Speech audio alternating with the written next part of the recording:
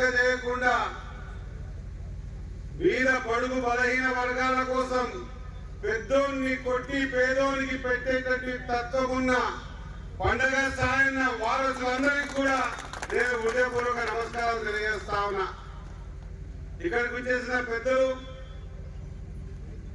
ఒక ముదిరాజ్ భవన నిర్మాణం కోసం పార్టీలకు అతీతంగా వచ్చిన మీ అందరికీ కూడా నా హృదయపూర్వక నమస్కారాలు తెలియజేసుకుంటూ మీ అందరి తరఫున వేదిక మీద ఉన్న వాళ్ళందరి తరఫున నేను ముందు మనోహర్ గారికి ఓ చక్కటి ఆలోచన నమ్ముకున్నోడి కోసం చెయ్యాలనే తపన ఆ రోజు నీ ఎంబడి ఉన్నారు కాబట్టి ఈ రోజు నేను చెయ్యాలని గెలిచినా ఓడినా ఖచ్చితంగా మీకు స్థలముతో పాటు నా జేబుకేంచైన డబ్బుతో మీకు భవనాన్ని నిర్మాణం చేస్తానన్నటువంటి మనోహర్ గారికి గట్టిగా మీ అందరూ చప్పట్లతో కృతజ్ఞత తెలియజేయాల్సిందిగా కోరుతా ఉన్నా.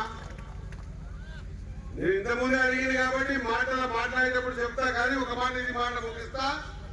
మనోహర్ స్టార్ట్ చేసినటువంటి ఈ భవనాన్ని ఆయన 50 లక్షలు ఇచ్చిన తర్వాత ఒక పూర్తి కాకపోతే ఎంత డబ్బైనా సరే ఖచ్చితంగా భవన నిర్మాణానికి నేనుంటా అని చెప్పి మాట ఇస్తా ఉన్నా. ఖచ్చితంగా ఆ దిశలో ముందుకు పోదాం.